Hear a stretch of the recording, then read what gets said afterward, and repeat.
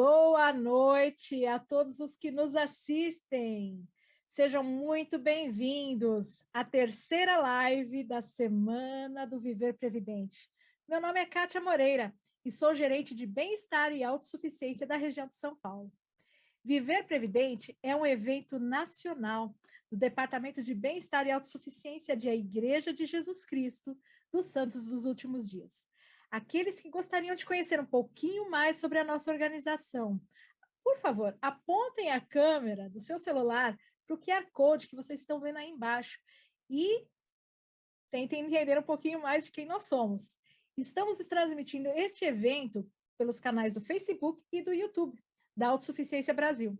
Convidamos a todos vocês que sigam as nossas redes sociais e compartilhem essa live com seus amigos. Se você está no Facebook, clique no botão seguir.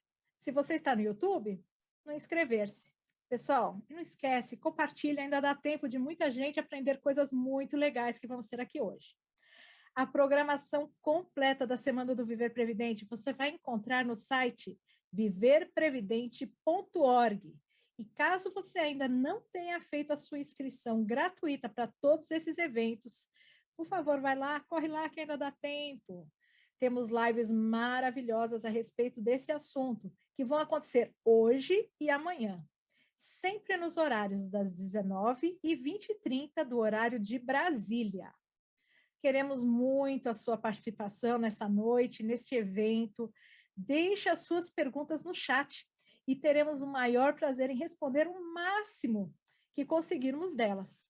Pessoal, essa noite nós vamos tratar de um assunto muito interessante que está voltando, que é como cultivar hortas e armazenar alimentos. É um assunto que, na verdade, nunca deixou de ser importante, mas ele tem aparecido cada vez mais diante das situações que nós temos enfrentado nos últimos dias aqui, de pandemia, greve de caminhoneiros, qualquer situação que às vezes nos coloca em comprometimento com a nossa condição de abastecermos, de cuidarmos das situações básicas de nossa família. E essa noite nós vamos ter 3 palestrantes, que são o Paulo Leão, a Ruth Andrade e o Alan Denichuk. E eu gostaria de convidar o Paulo, né, especificamente, agora que vai começar deixando uma de suas mensagens, apresentando ele para vocês. Ele é casado com a Adriane. Ele é pai de 4 filhos e avô de 8 netos. Ele é empreendedor e atualmente é especialista de bem-estar e autossuficiência da região de Curitiba. Serviu como missionário no Rio de Janeiro. Tudo bem, Paulo? Obrigado por compartilhar seu conhecimento hoje conosco. E eu gostaria de deixar esse tempo aí para você e vamos conversando. Boa noite, Kátia. Boa noite, amigos e irmãos que nos escutam em todo o Brasil. Soube até que tem gente fora do Brasil assistindo. Isso é muito bom. Isso é muito bom mesmo. Então, me pediram que eu pudesse conversar um pouco com vocês hoje sobre armazenamento doméstico. A Igreja de Jesus Cristo dos Santos dos Últimos Dias tem ensinado há muitos anos que todos nós, membros da igreja, tenhamos em casa um armazenamento doméstico. Seria como se fosse um supermercado dentro de nossa casa, que nós pudéssemos manter nesse armazenamento alimentos, produtos de higiene, limpeza e outros itens necessários para a nossa subsistência, o nosso dia a dia. Nós somos incentivados a fazer um armazenamento para pelo menos 1 ano ou mais de abastecimento. Eu sei que é bem difícil você conseguir fazer isso. É difícil mesmo. Mas, hoje eu vou falar para vocês alguns princípios básicos que podem ajudar com êxito a ter o seu armazenamento em sua casa.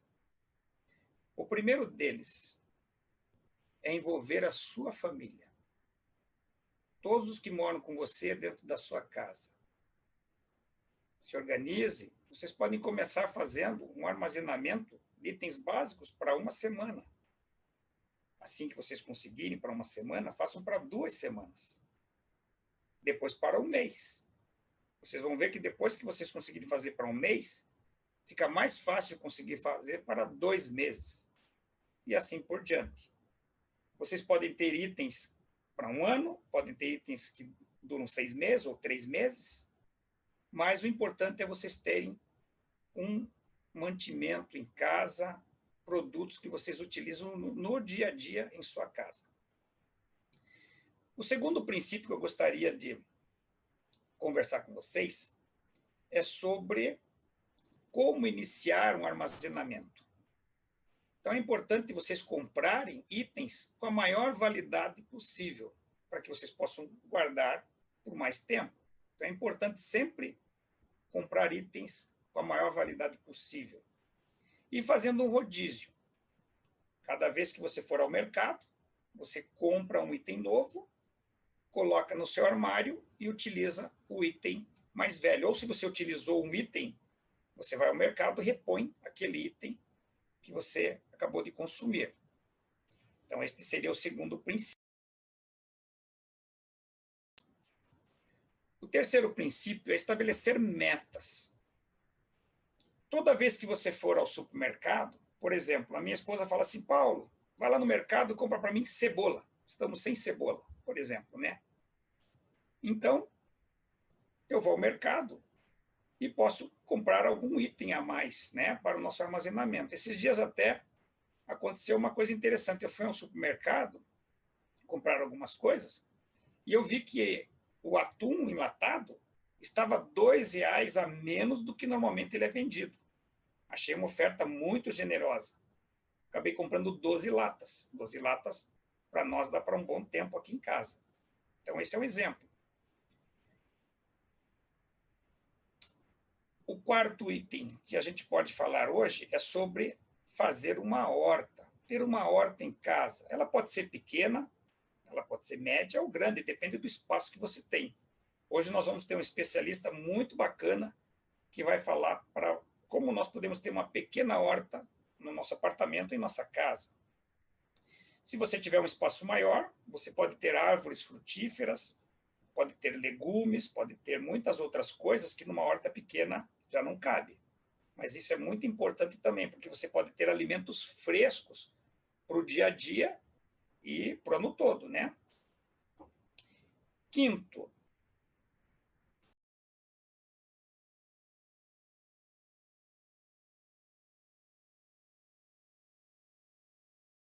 se você não tem um espaço grande em casa, você pode combinar com algum amigo seu, ou um parente seu, ou com um vizinho, de fazerem uma horta em conjunto.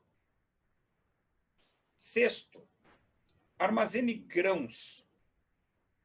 Quase todos os alimentos secos, como cereais e macarrão, podem ser guardados em garrafas PET. Nós temos muitas vezes garrafas PET em casa. Podemos lavá-las e armazenar esses grãos. Também em outros potes plásticos, né, de ótima vedação. Podemos também guardar sal e açúcar da mesma forma, em garrafas PETs. O mel também pode ser guardado e conservado por tempo indeterminado em vidros e mantidos em lugar fresco e seco, e escuro também. 7. Existe sabedoria em procurarmos sempre ofertas no mercado, né? Tem aqueles tabloides que trazem ofertas. Você pode ver uma oferta lá e falar, olha, esse item está muito barato, acho que vale a pena comprar um pouco mais dele para termos no nosso armazenamento. Ou então, aproveitar aquela fruta da época, o legume que está com o preço lá embaixo, comprar e fazer uma conserva, né? Fazer compotas, para que você possa ter uma compota mais em conta do que a comprada no supermercado. 8. Armazene água. Guarde água. Procure ampliar a sua caixa de água e também ter uma caixa de coleta de água da chuva. Isso é muito interessante. Você pode acabar economizando a sua conta de água e também você pode acabar tendo mais água para suprir uma falta do abastecimento de água. 9.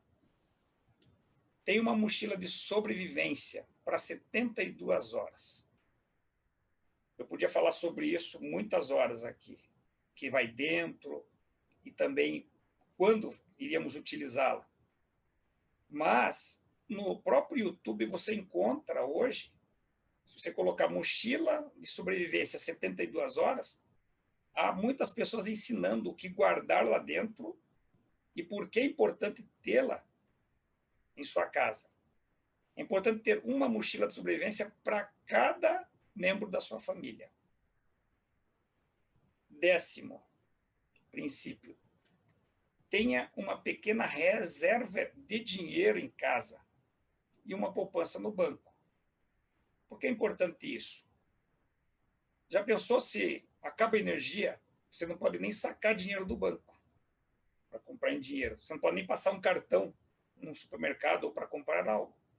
Se você precisar de um dinheiro em espécie, você vai ter um pouco em casa. E também tem outros exemplos de utilização para isso.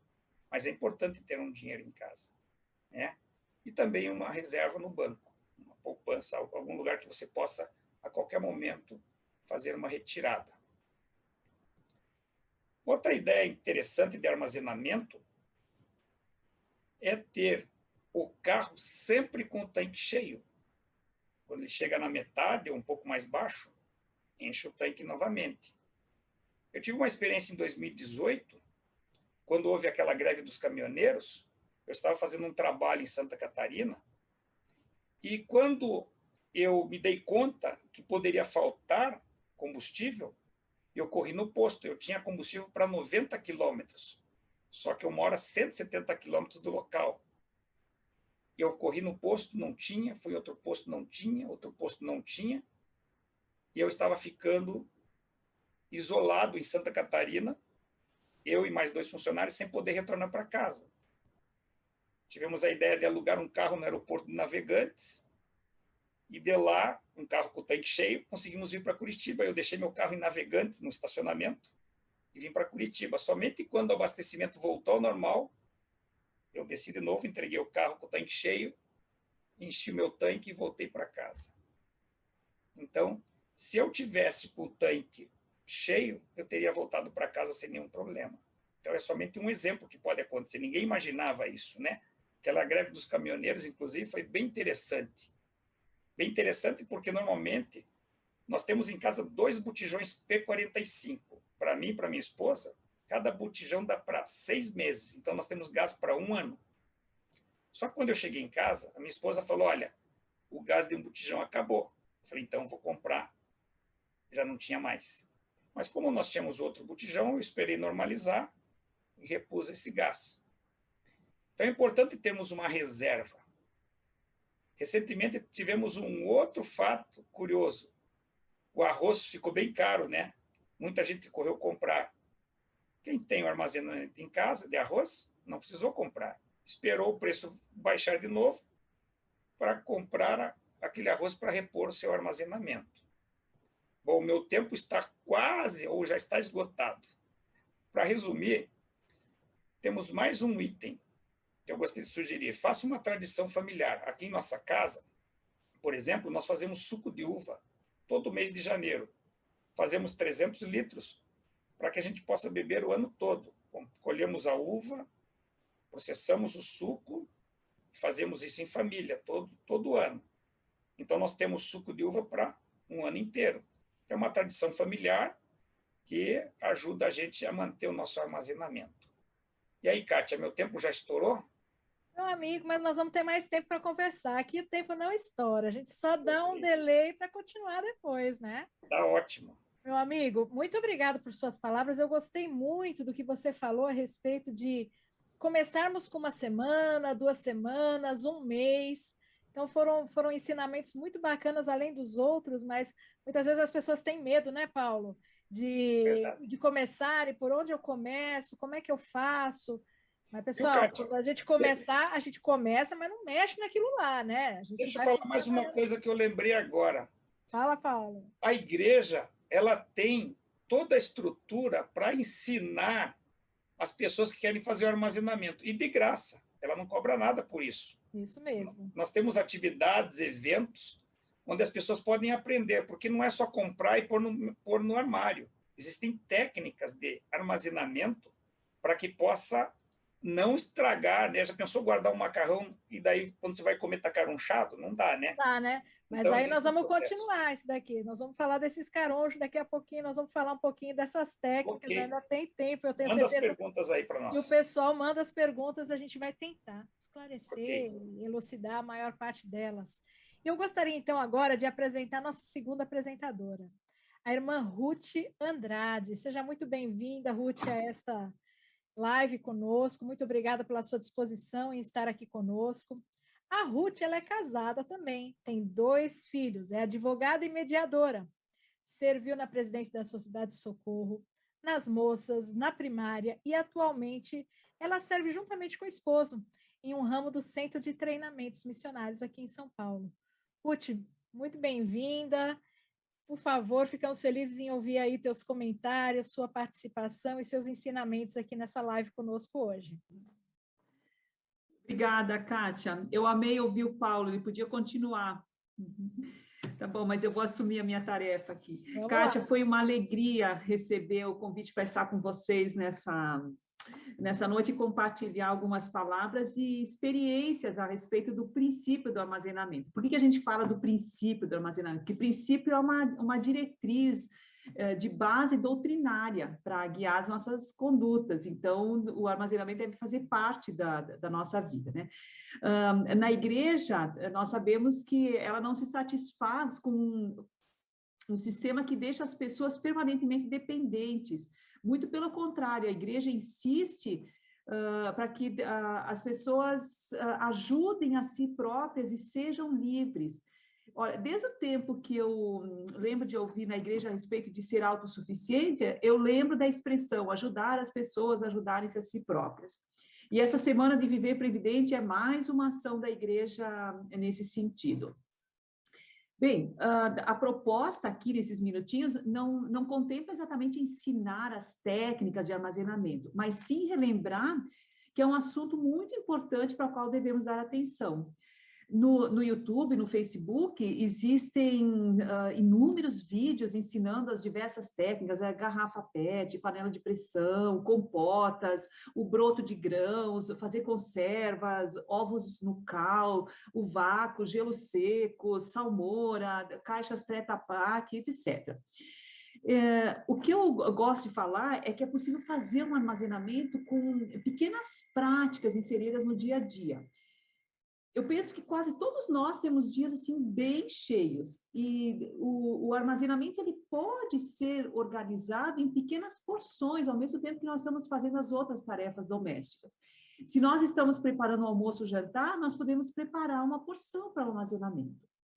No ano passado, lá no início da pandemia, nós vimos muitas pessoas correndo para comprar mantimentos e água. Os mercados aumentaram os preços e a quantidade diminuiu. O que isso demonstra? Nós nunca sabemos quando que a situação ao nosso redor pode sair do controle. Então, o ideal é que tenhamos uma reserva que nos permita viver com segurança e tranquilidade por um tempo, né? Pelo menos um pouco de tempo. Regra geral, quando acontece uma catástrofe, a primeira semana, os primeiros 10 dias são muito críticos. Após essas semanas, 10 dias, geralmente a ajuda começa a chegar. O sentido de fazermos o armazenamento deve ser a segurança. O armazenamento pode ser muito útil em momentos de desemprego, de enfermidades, de morte, de restrições de acesso, de escassez, de aumento de preços ou outras dificuldades. Pode ser que nunca seja necessário utilizar armazenamento por esses motivos, mas mesmo assim é válido termos esse armazenamento porque estamos sendo previdentes e porque nós não temos certeza sobre o futuro. Assim, a minha experiência, em vários momentos da minha vida familiar, o armazenamento foi muito útil. Quando os meus filhos eram pequenos, eu tive um período de dificuldade de saúde que comprometeram a minha capacidade de administrar a casa. E foi muito bom ter os mantimentos já preparados e disponíveis numa quantidade que eu pudesse ter aquela recuperação de uma forma tranquila. Eu penso que nós devemos ter confiança no futuro, nós devemos pensar em coisas boas, mas nós precisamos contar com o pior, porque o pior, muitas vezes, ele chega. Então, se o armazenamento for uma prática do dia a dia e um estilo de viver, Nós vamos estar sempre fazendo, sempre cuidando da rotatividade do que temos armazenado para que essas coisas não se estraguem, e nesses momentos de dias piores, a nossa reserva está lá garantindo a alimentação e as outras necessidades do bem viver. Muitas vezes existem promoções de preço, que nem o irmão Paulo falou, para alimentos e outros itens. Se nós sabemos como guardar esses itens, nós podemos lucrar muito com essas oportunidades. Geralmente, os alimentos variam de preço conforme as safras e estações. Daí, nessas ocasiões, nós podemos comprar melhores preços e daí nós ampliamos o nosso armazenamento. Para iniciar um armazenamento, é importante que consideremos os recursos atuais. Não é esperado que as pessoas façam dívidas ou sacrifícios extravagantes para começar a estocar, ou mesmo para estocar alimentos e os demais itens do armazenamento. O irmão Paulo falou, ter uma reserva de dinheiro é outra medida de viver previdente, com certeza. No entanto, já ocorreram muitos casos em que havia dinheiro e não havia comida. Então, o importante é ter os dois. Armazenar por quanto tempo? O meu incentivo é, se a pessoa não tem nada, começa fazendo uma meta pensando em 10 dias. Essa meta realista, deve ser realista, daí se prepara aqueles mantimentos indispensáveis para esse período. À medida que for possível ampliar o estoque por um tempo mais prolongado, vai se fazendo isso. Para mim, faz muito mais sentido ter uma variedade de itens para um período menor do que ter uma grande quantidade de um único item. Quais itens armazenar? O ideal é armazenar aqueles alimentos, mantimentos, nutritivos que a família gosta. Eu já vou dar algumas sugestões. Qual a quantidade para se armazenar? Uma receita simples é anotar o consumo da família numa semana. Então, escreva o quanto que se consome naquela semana. Aos poucos, vai duplicando essa quantidade para fazer a reserva. Nas próximas compras, se for possível, diversifique e aumente a quantidade para estocar, daí passa uma semana, 10 dias, 15 dias, 20 dias. E à medida que as semanas vão passando, se substitui os itens armazenados por novos. Bem, agora o que armazenar? O primeiro da lista deve ser a água. Temos que considerar 2 litros de água por dia para beber. Para alimentação e um mínimo de higiene, mais 2 litros por dia para cada pessoa. As pessoas conseguem sobreviver mais tempo sem alimento do que sem água. A gente pode passar fome, pode passar sede, porque a gente morre antes de sede, de desidratação.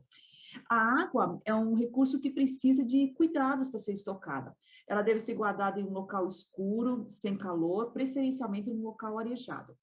E para garantir a pureza da água, nós devemos lembrar da necessidade de termos cloro. A regra geral, 2 gotinhas de cloro para cada litro de água. Bem, armazenar grãos. Nossa, tem trigo, arroz, lentilha, ervilha, grão de bico, milho de pipoca, soja, vários feijões, quinoa, chia, etc. Ter grãos e água, daí significa ter broto, porque se eu tenho as sementes, hidratando, eu consigo ter um broto e ter uma salada, entre aspas.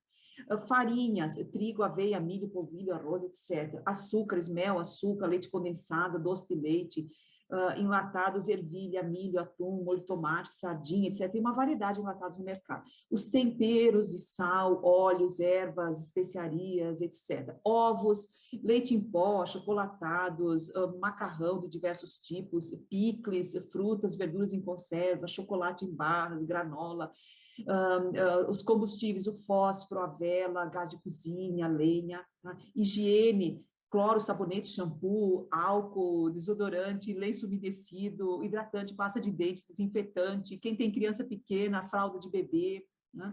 Remédios, alguns remédios de uso contínuo, aqueles que são básicos para emergência.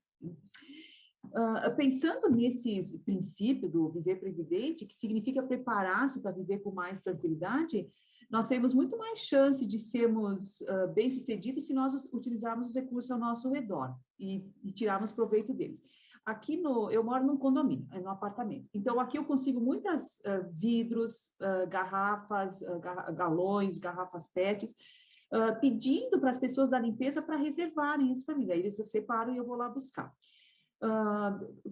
talvez como eu, muitas pessoas moram em apartamentos pequenos ou então em residências que não oferecem um espaço próprio, e daí para nós montarmos um armazém completo, nós ficaríamos com essa limitação de espaço. Então, vamos usar o que temos e que nós dispomos. Aqui na minha casa eu reservei um espaço para os armários da cozinha, para os armazenamentos. Não pode tirar nada de lá, a não ser que se reponha. E a água, eu tenho guardado dentro dos guarda-roupas. Eu arrumei lá, organizei de forma que a água fique encaixada entre as roupas. Eu penso que é muito importante aprender várias técnicas de conservação de alimentos. Possivelmente cada pessoa vai se identificar com algumas. Agora, nós devemos nos lembrar que são técnicas caseiras. Um processo industrial segue outros critérios. Mas com essas técnicas caseiras, é possível armazenar os alimentos por muitos anos, mas é preciso estarmos atentos às pragas, os bichinhos oportunistas e outros sinais de estrago, né? E então, eu concordo bastante com o que o Paulo falou, que envolver a família. A alimentação é para toda a família. Então, a família pode organizar, dividindo as tarefas de seus membros, um cuida da validade, do momento da substituição, rodízio, verificar a integridade dos mantimentos, limpeza, etc. Eu estou vendo aqui que também está estourando o meu tempo.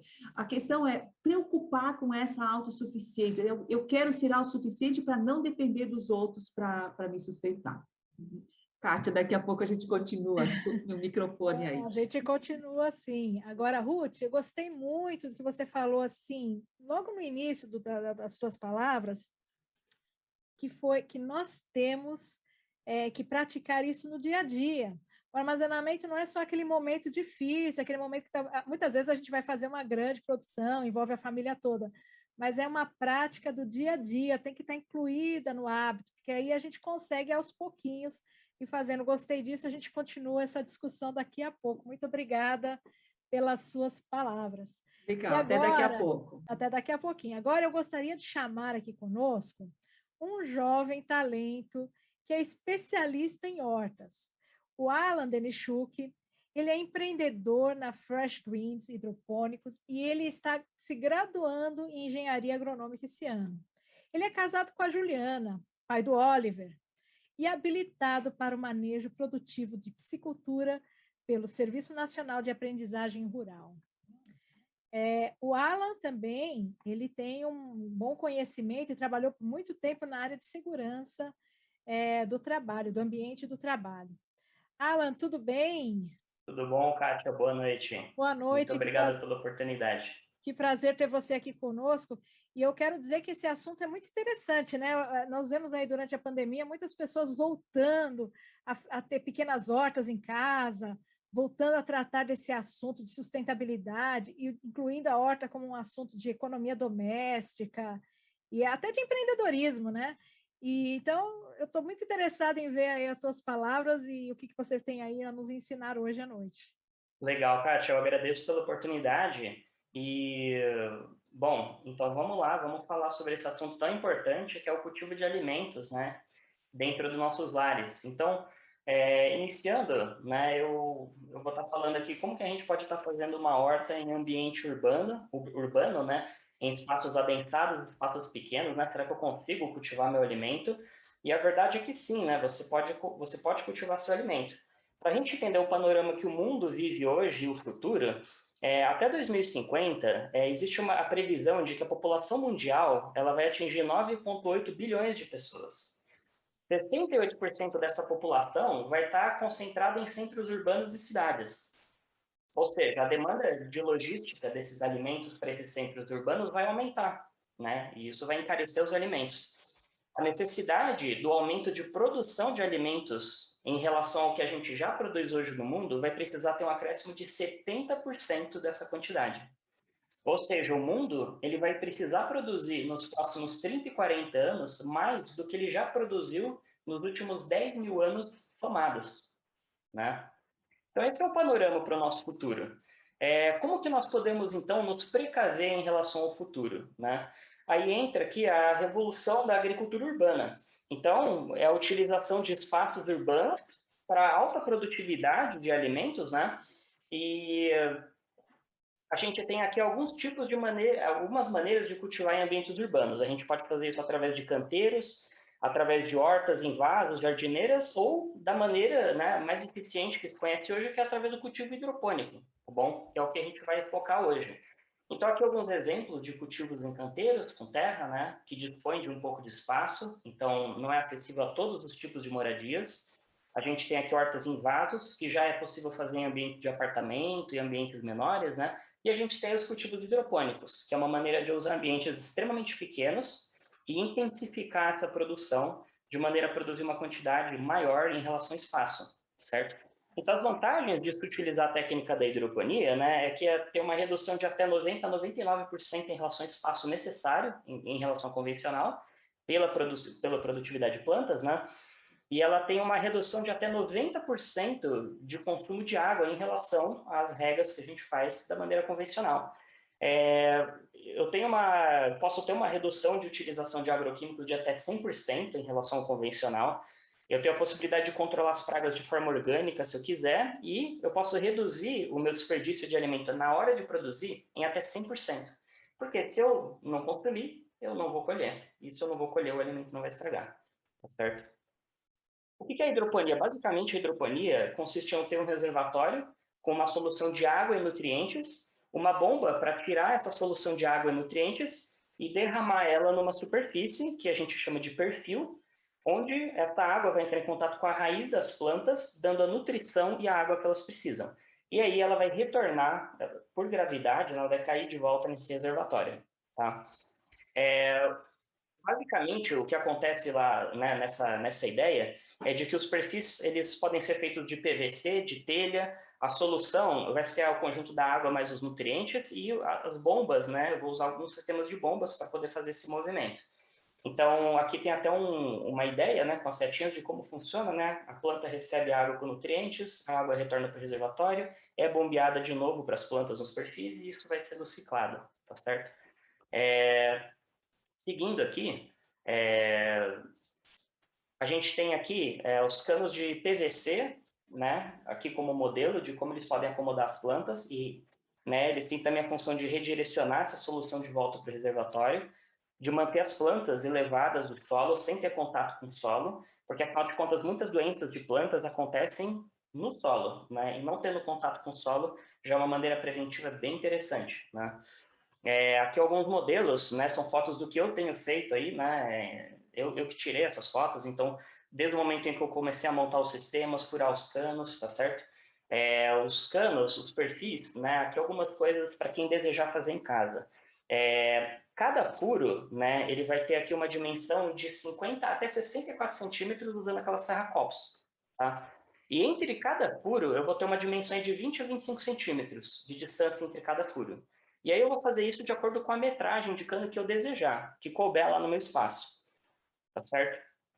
A distância de um cano em relação ao outro, ela vai ser igual à distância que eu tive desses furos, entre um furo e outro também, tá certo? Então aqui um esqueminha simples, né? Eu vou ter vários canos paralelos, como vocês viram nas imagens. No caso aqui eu coloquei uma distância de 25 centímetros, que foi a distância que eu inicialmente usei. Mas eu percebi que se eu intercalasse, né, lendo muitos materiais, eu percebi que intercalando os furos, ou seja, fazer uma furação em posições diferentes, né, e intercalar esses canos, eu poderia reduzir 5 centímetros na distância entre os canos, né, e eu manteria uma distância aqui, né, e eu ia triangular essa distância, e eu tenho um ganho de 5 centímetros entre cada cano que eu colocar um do lado do outro. Lá no final, né, de cada cano soma-se 5, e de repente eu consigo acréscimo de até mais um cano ou dois, né? E aí cada cano aí, né, que foi o meu caso pelo menos, eles tinham aí um ganho de 30 plantas por cano. Então 2 canos a mais eram 60 plantas, bastante coisa, né? O segundo passo aqui é a solução nutritiva, né, que é composta de água e nutrientes. Elas vão nutrir a planta através da raiz, vão ajudar a planta a controlar a temperatura dela, uma vez que ela não está no solo, não tem sombra, né? E elas vão fornecer água, vai fazer o papel da irrigação, tá? Aí a gente pode estar utilizando algum tambor aí de 50 até 1.000 litros, de acordo com o espaço que você tiver, né? E eu vou fazer essa mistura e colocar nesse tambor, tá certo?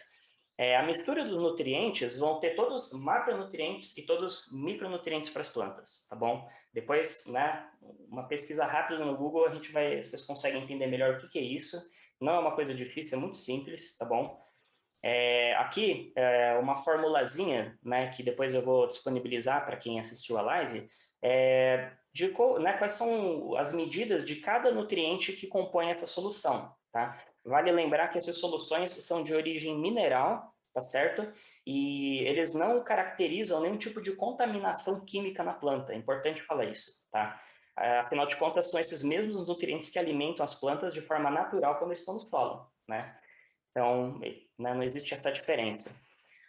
Os produtos hoje aqui comerciais vendidos que contêm toda aquela lista de substâncias lá que a gente viu, eles podem ser vendidos em kits, né, um conjunto de 5 produtos, e aí o kit já é feito para ser diluído em 1.000 litros, ou, né, eu posso comprar eles separadamente, e aqui eu listei quais são. Eu tenho aqui os micronutrientes, alguns exemplos do que compõem esses micronutrientes, ele já vem, costuma vir misturado, né? Eu tenho fosfato monoamônico, que é o MAP, né? Sulfato de magnésio, nitrato de potássio e nitrato de cálcio. Tá? Aí qualquer loja de agropecuária do seu bairro, você vai conseguir informações ou até mesmo os produtos ou informações de onde conseguir. Tá? Depois que eu diluir esses sais no meu balde de água, né? Eu vou fazer isso num balde de água de 10 a 20 litros, vou diluir lá esses sais. Só que isso ainda não é o meu reservatório, eu preciso colocar essa solução lá no meu reservatório. Mas antes disso, é importante entender que eu tenho um concentrado lá, né? E eu preciso saber, daí, dosar esse concentrado à medida que eu for misturando isso. Vamos supor que meu reservatório é de 200 litros, eu preciso ir dosando quanto de nutriente eu vou colocar na água, tá? Para não colocar em excesso e nem em falta. E para isso eu vou usar aqui 2 equipamentos, tá certo? Que eu tenho aqui, que são ou o medidor de TBS, ou o medidor aqui de condutivímetro, tá? E aí aqui tem as medidas que eu vou precisar atingir em cada um deles, tá? E aí estão aqui. Quem quiser tirar um print aí da tela, tá? Dentro desse range aqui que eu preciso manter esses parâmetros do pH também, né? A temperatura.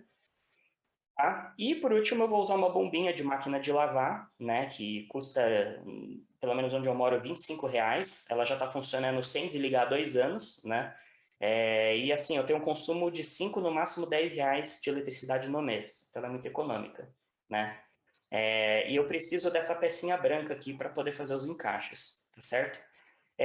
A entrada da água, um cano de 25 com furo para a água cair, um outro cano como calha para recolher a água e pronto, o meu sistema está construído, né? Eu só preciso colocar para funcionar. Então, eu queria agradecer pela oportunidade de poder estar passando esse conhecimento. Foi muita informação de uma forma rápida, mas é um conceito importante, né? Ele vai poder providenciar a capacidade de nós usarmos qualquer ambiente para produzir nossa horta, né? E economizando água, que acho que é uma das coisas mais importantes que esse sistema proporciona para a gente, né? Então, viver previdente é sempre bom, né? E se cada pessoa produzir um pouco de alimento, né? O futuro ele é muito mais promissor nesse sentido, né? Alan, muito obrigada aí pelas suas instruções, né? Tem bastante coisa técnica, talvez alguém possa até ter ficado assustado, mas são coisas muito simples. Esse material vai ficar disponível aí para a Autossuficiência Brasil, compartilhar com todos vocês. E aí, quem tiver o interesse de poder pegar os detalhes, a gente também pode criar esse canal aí para que vocês recebam a informação, tá bom? Gostaria então de convidar a todos, agora nós vamos bater um papo com os nossos convidados, tem muita pergunta, tem muita coisa acontecendo aqui nos bastidores, tá certo? E queria até começar só aproveitando que o Alan está aí, só para engajar ele aí nesse assunto, o pessoal aqui quer saber de como é que faz isso no espaço pequeno, num apartamento. Você mostrou aí, pareciam espaços maiores, mas dá certo em apartamento, Alan? Dá certo, Kátia. O meu reservatório pode ser um balde de 50 litros. Eu posso colocar o cano na medida da minha varanda, da parede da varanda. Eu posso fazer pequenos furos e posso colocar ele no formato de F até chegar no meu balde de novo. E a bombinha, tirando do balde e injetando na superfície, sem problema. Você consegue montar uma prateleira que é uma horta. Ok. E quem quiser fazer não utilizando água, reservatório, coisa assim, pode fazer o plantio normal em vasos, Perfeito, pode estar fazendo em vasos ou até mesmo enchendo os canos com substrato, com terra, né? E E aí regando. precisa ter alguma situação especial, assim, de posicionamento, sol, Porque às vezes, né, nem sempre tem alguma dica com relação a isso? Perfeito. A dica que eu dou em relação à iluminação é um ambiente que tenha pelo menos 5 horas de sol por dia, tá bom? É interessante também que seja um ambiente que proteja um pouco da chuva as plantas na medida do possível, né? E basicamente, né, o meu sistema precisa ter uma inclinação suficiente para que a água vá ao destino em que eu quero direcionar ela, tá certo? Quanto menos inclinação for possível, melhor para a planta. Joia. Então, eu vou começar aqui com algumas perguntas aí também. Vou pegar a Ruth aí, que falou de tantos produtos, mas acho que faltou um que o pessoal quer saber. Comida, pet, eu posso guardar para criança, para cachorrinhos, para animais? Como é que funciona isso? Tem gente aqui que ficou preocupada com isso. Uhum. Claro, com certeza. Pode invasar nos recipientes herméticos, bem fechados, e vai ter a comidinha do bichano lá por muito tempo. Uhum. Paulo, deixa eu fazer uma pergunta para você. Tem muita gente aqui preocupada, e eu acho que é genuína a preocupação, porque muitas vezes você recebe um salário mínimo, né? Você recebe muito pouco dinheiro, você tem o aluguel para pagar, você tem que se sustentar ali. Como é que uma pessoa com poucos recursos consegue iniciar um armazenamento? Que dica que você daria para que não pareça que seja um programa apenas para quem tem o recurso? Mas como a gente com pouco recurso pode considerar isso? Que dica você dá? Olha, eu acredito que pessoas com uma renda baixa, eles podem, talvez, fazer uma horta. Acho que uma renda baixa pode ter, uma pessoa pode ter uma horta, se tivesse espaço para uma horta. Já é um bom começo. Tem muita gente que não tem uma horta, né? A horta, quem tem uma horta em casa, já tem boa alimentação por dia, né? Eu acho que aí depende muito de um planejamento familiar também, né? Ver se consegue sempre separar sei lá, 10% do seu orçamento mensal para conseguir fazer alguma coisa no armazenamento, né? Tem que começar de alguma forma, né?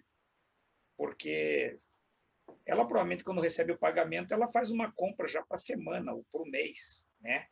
Então, ela já tem para o mês. Talvez ela tenha que começar a fazer para mais um mês, né? Então, Ruth, então, talvez a Ruth tenha algum complemento para isso? Nossa, Kátia, quando o dinheiro é pouco, a gente tem que fazer mais sacrifício. Então, às vezes, suprimir por um tempo alguns itens que poderiam ser menos necessários para comprar aqueles básicos. E daí começa a fazer. Ok, então. Pessoal, começa com uma latinha a mais. Uma promoção que você percebeu ali também é uma dica que eu daria, né? Uma promoção que você viu ali, viu, Kátia? uma latinha a A mais. minha mãe, ela tinha uma baixa renda, muito baixa. Ela nem tinha renda, ela tinha que trabalhar, ela não tinha aposentadoria nenhuma, né? Quando eu era criança, eu lembro que ela ia no mercado municipal e ela chegava lá no final da feira e ela gostava de liquidar aquelas frutas que já estão maduras, não foi vendido, está machucada, está feia, aquele pepino entortado. Eu lembro que ela conseguia comprar com pouco valor bastante itens. Ela trazia um carrinho de mão cheio de coisa.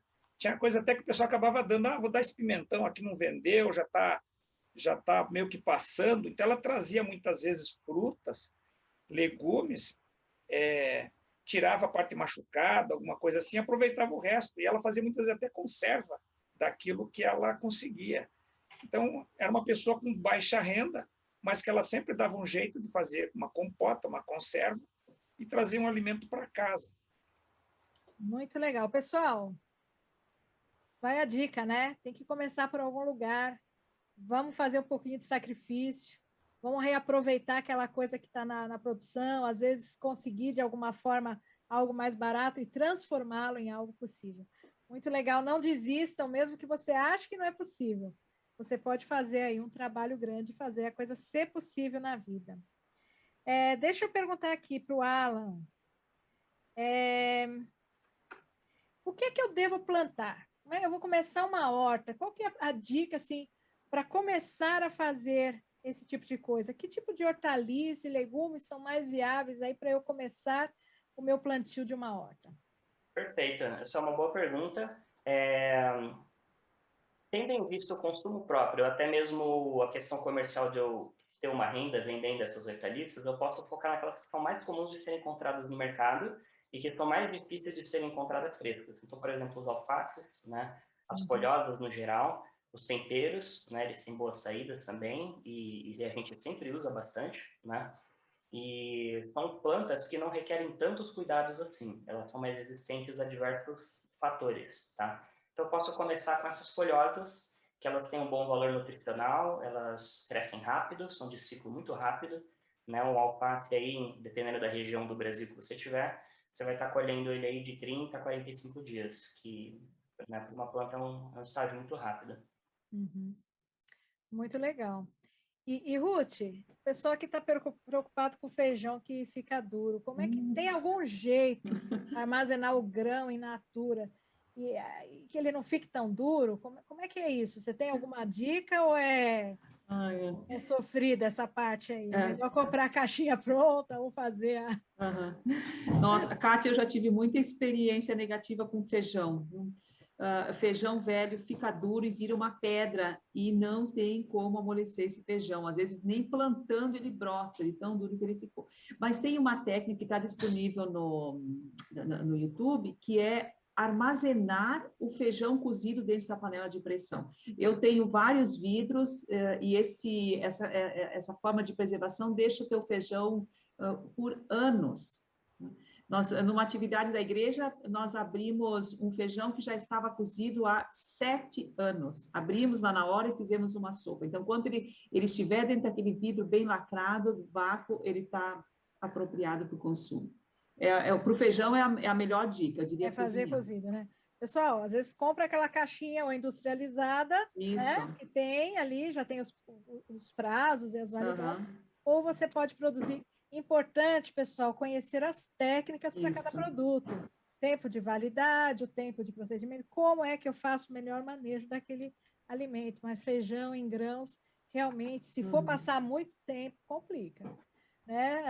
O Paulo tem alguma outra dica com relação ao feijão, Paulo? Vocês fazem aí também? Olha, nós temos feijão, mas a gente não gosta também dele na garrafa, ele fica muito duro mesmo. É uma coisa que a gente não gosta de fazer, não. Mas a gente compra na caixinha ele industrializado mesmo e põe no armário. Ok. Beleza. Vamos aqui, então, para... Espero que tenha respondido aí o problema do feijão, tá certo? Pessoal, de novo aqui perguntando, assim, essa situação de espaço. Querem saber a respeito da luminosidade. Tem que ter um espaço muito grande para armazenar. Como é que eu faço se eu tenho pouco espaço? Tem alguma dica de iluminação, do ambiente para fazer o armazenamento? Por exemplo, eu tenho uma filha que ela tem aqueles lances de escada, então ela tem um bom espaço debaixo da escada. Então ela fechou com porta, tudo, para que não tenha nem claridade. Pintou as paredes, impermeabilizou para que não tenha mofo também, coisa assim, que venha de baixo para cima e nem pelas paredes. E ela tem lá embaixo guardado bastante coisa. Nós também temos embaixo da escada, temos na sala da caixa d'água, nos armários que ficam com a porta, a maioria do tempo, fechada, né? E muitas vezes tem que ser ambientes frescos também, né? Então, eu também tenho um armário que ficou famoso na internet aí, né? Um armário vertical, com portas verticais, se abre, tem as prateleiras. Então, a gente coloca o alimento mais velho na frente, a gente usa o mais velho, e daí compra um novo, põe atrás, na fila, e vai empurrando a fila para frente. Nem o mercado faz, você pega o da frente, e daí vem lá de trás um empurrando, né? Então, nós temos um armário assim, com várias portas verticais, ele fica fechado, não tem luminosidade, ele tem rodinha embaixo, que a gente puxa e pega o alimento nesse armário. Ok. E, Ruth, como é que eu começo esse projeto familiar de armazenamento? Conversando... Mas como? Não é hoje, primeira vez. Tá. Conversando com a família e obtendo compromisso de que todos vão ajudar. Como? Economizando para ter mais dinheiro para comprar o alimento. Então, se tinha o hábito de jantar fora uma vez por mês, Vamos suprimir esse privilégio para usar esse dinheiro para fazer armazenamento, seria uma forma. Vamos estabelecer tarefas para cada um, quem vai comprar, quem vai fazer, quem vai guardar. E na hora assim, para mim, na minha rotina, geralmente não cabe tirar um dia da semana ou uma noite para fazer um monte de coisa. Então, no dia a dia, eu vou fazendo as coisas, que eu faço um pouquinho de vidro, eu guardo um pouquinho, eu envaso, eu guardo na garrafa PET alguns grãos, com todo mundo dizendo o que querem que eu guarde, porque de repente não adianta a gente guardar e depois eles não querem comer aquilo. Então, eu acho que é conversando e combinando para a família como é que vai ser feito e da onde vão sair os recursos para iniciar, se o recurso não está fácil. É isso aí. É o envolvimento de toda a família. Gosto também dessa colocação que você faz aí, de ter produtos variados, né? Não adianta só armazenar o arroz. Aliás, é um bom começo, você armazena um grão, você começa também por ali, porque às vezes é uma coisa que a gente aprende mais fácil, mas é bom a diversidade aí para atender, né? A parte nutricional e também o gosto da família, tentando adaptar aquela dieta aí para que a família aproveite mais, né? Uma situação um pouquinho que a pessoa tenha uma situação de necessidade. Uhum. Alan, aquele composto, aqueles nutrientes que você indicou ali na fórmula, por um acaso a gente usa ele na parte do plantio também em vasos ou aí seria outras coisas? Eu posso estar utilizando ele como uma maneira de fazer uma irrigação fertilizada, se eu quiser. Só que eu devo ter muito cuidado, eu devo seguir a mesma concentração que eu mostrei para a hidroponia, e eu não devo fazer isso todas as regadas, né? Porque senão eu vou causar uma saturação e em um determinado momento aquela planta não vai mais conseguir retirar a água daquele solo e vai secar, mesmo que você encharque o solo, tá? Então, é recomendado 1 ou 2 regadas até você colher aquela planta no máximo, tá bom? Legal. Agora, deixa eu fazer mais uma pergunta aqui.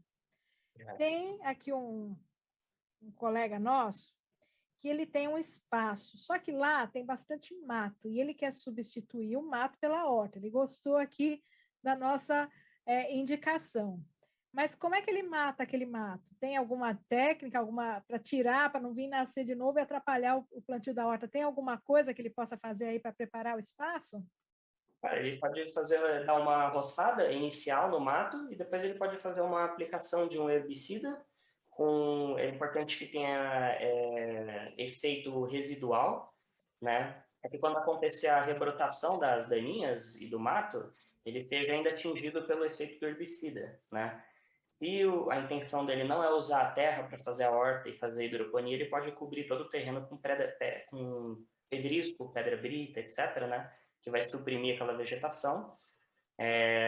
Ou ele pode estar pegando aquele solo, envolvendo numa lona, logo depois da capina, né? Ele vai fazer os canteiros, pode envolver numa lona e ele vai deixar aí cerca de 2 a 3 meses dentro desse plástico, que é um processo que chama solarização.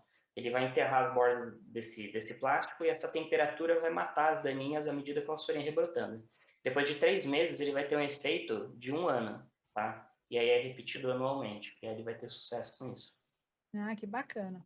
Olha, pessoal, também existem essas dicas, deve ter disponível também no YouTube algumas dicas especiais sobre isso, né? Então, eu acho que vale a pena, se não conseguiu guardar daqui, dar uma estudada e a respeito de como fazer isso, mas com certeza é uma dica muito válida. Pessoal, queríamos agradecer, né? Imensamente aí a contribuição de vocês nessa noite, nesse assunto que sempre é interessante. Lembrar aí que ao nosso público, né, que a igreja, ela realmente tem um programa de trabalho com armazenamento, nós trabalhamos com esse assunto, nós temos oportunidades de aprendizado, se você quer aprender um pouquinho mais, também participe, acesse o QR Code, conheça um pouquinho mais sobre a nossa organização, talvez você também tenha oportunidades de estar aí conosco. Então, muito obrigada aos nossos participantes de hoje e pelas perguntas que vocês mandaram. Foram muitas, pessoal, foram muitas, querendo tirar pequenas dúvidas. Eu espero que a gente possa ter atingido algumas pessoas através da participação aí de vocês. E, pessoal, agora tem algumas dicas aí para vocês ainda do que vai acontecer. Não perca a nossa próxima live, agora às 20h30, tá certo? Ela vai ser com a Andréia Silveira, vai falar sobre finanças conosco, e nós também teremos um convidado especial conosco, João Kepler, que vai falar um pouquinho sobre como prepararmos os nossos filhos para o futuro, com ideias bem inovadoras. E fique conosco nesse mesmo link, enquanto você dá uma levantadinha aí, assista, temos uma programação especial aí, e você em seguida já pode entrar conosco nessa segunda live. Disponibilizamos gratuitamente, pessoal, para essa próxima semana, em 6 encontros, um curso de finanças. Então, se você gostaria de participar, entre aqui no site e inscreva-se no autossuficiência.org.br/financas. Vou repetir, autossuficiência.org.br/financas. Os nossos colegas ainda vão colocar esse link aí para vocês também terem no chat. E a sua opinião é muito importante para nós. Por isso, por favor, clique no link aí que está aparecendo no chat e dê uma devolutiva, responda a nossa pesquisa de satisfação, nós queremos aprender com a opinião de vocês. Muito obrigado, pessoal. Boa noite a todos. Continue conosco nesse canal e nos vemos daqui a pouquinho na próxima live. Um abraço.